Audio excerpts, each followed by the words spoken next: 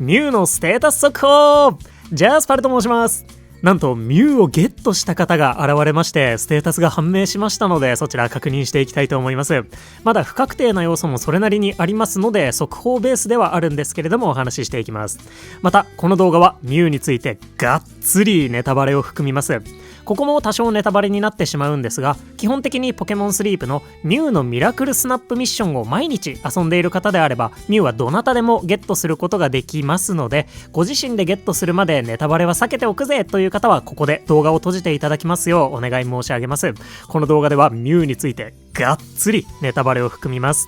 ただし基本的にはステータスとミュウ関連の使用周りについて判明したことをお話ししていきます。ミュウミッションのストーリー的なお話は最速でミュウをゲットされたみつきさんが X にてポストしておりますので、そちらをご確認ください。概要欄にリンクも貼っておきます。この動画は基本的にステータスや使用周りのみ取り扱います。ってことでここから先はミュウのステータスについて触れていきますので、大丈夫な方のみご覧ください。それでは参ります。ということでミュウのステータスこちらとなっているようです。ミュウエスパータイプのオール得意ポケモンでした。また特別なポケモンでもありました。ダークライと同じですね。元祖幻のポケモンミュウ、本家ゲームの種族値オール100にふさわしい能力かと思うんですが、ダークライともまたちょっと雰囲気違いそうなので速報ベースではあるんですけれども、分かるところ解説していきます。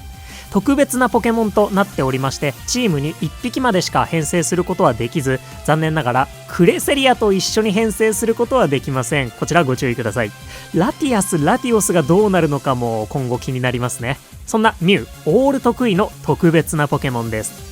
基礎手伝いスピードは48分20秒2900秒でダークライと同じスピードでした。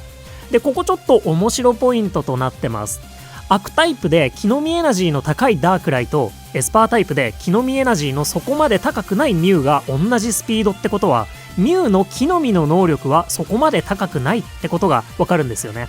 まあエスパー木の実得意のムシャーナが2800秒でネイティオが2500秒なので、彼らより強かったらお株を奪いかねなかったのかなと思うんですが、この時点でおそらくダークライよりは木の実以外の能力が高めに設定されてそうだぞってことがなんとなくわかるんじゃないかなと思います。食材なのかスキルなのかは今後の検証待ちとなるんですが、近々わかるんじゃないかなとも思います。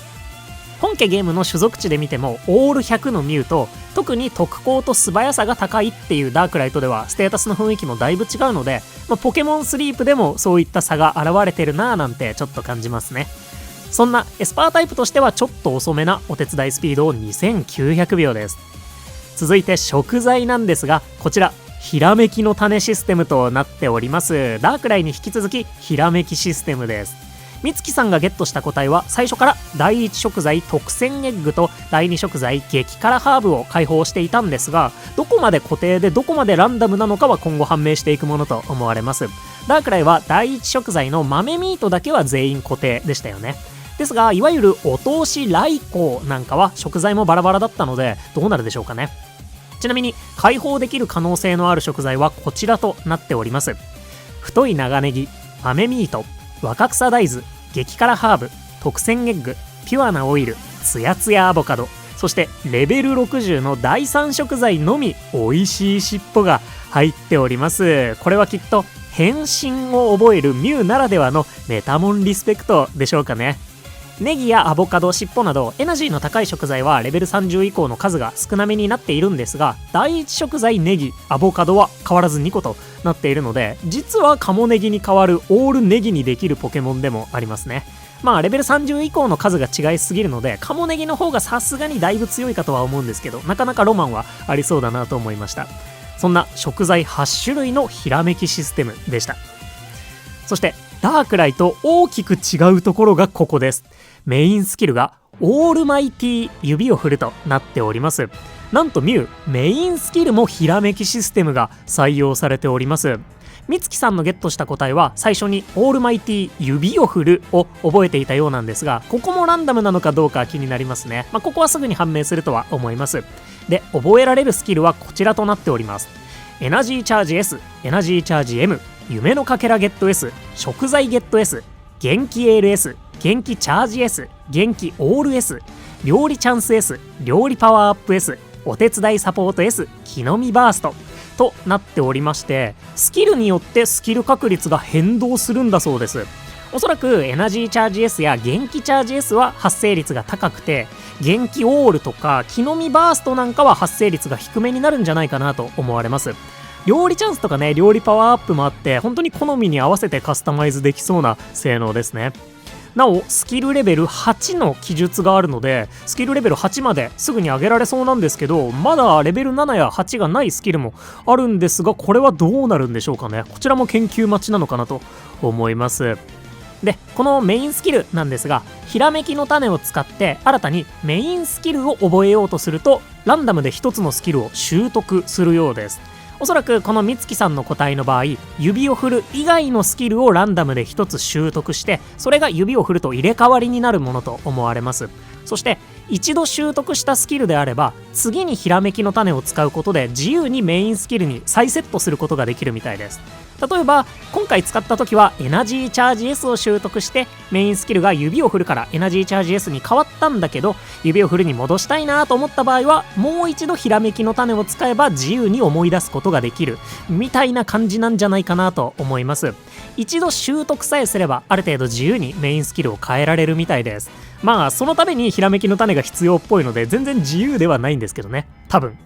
でこのオールマイティ自体にどうやらプレゼントみたいな飴を獲得する効果がついているみたいです。例えばオールマイティ指を振るだと、指を振るの効果に加えて追加で時々チームのポケモン1匹の飴をゲットするそうです。この時々の確率がデリバードと同じ 33% ぐらいだとするならば、もしかしたらエナジーチャージ S や元気チャージみたいな発生率の高いスキルは飴集めのスキルとして活躍させることも可能かもしれませんね。まあ飴の数もデリバードと固定同じくになるんでしょうかね。これも今後の研究に期待なポイントです。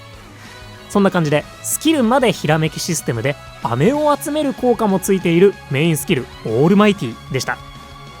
そして最大所持数は26個となっております。実はここもダークライが28個なのでちょっと少ないんですよね。発生率が低めのスキルの場合、一緒に寝たりするとそんなにスキル発生しないっていうことも考えられるかなと思うので、なかなか考えさせられる数値ではあるかなと思います。最大所持数はダークライよりちょっと少ない26個でした。そしてゲットするために必要なフレンドポイントは25。こちらダークライと同じとなっています。幻のポケモンは基本25になるみたいですね。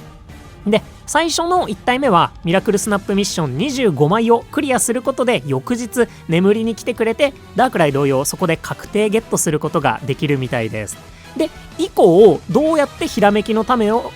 集めていくんだっていう話なんですが、なんとニュームーンデーでニューも出現するみたいです。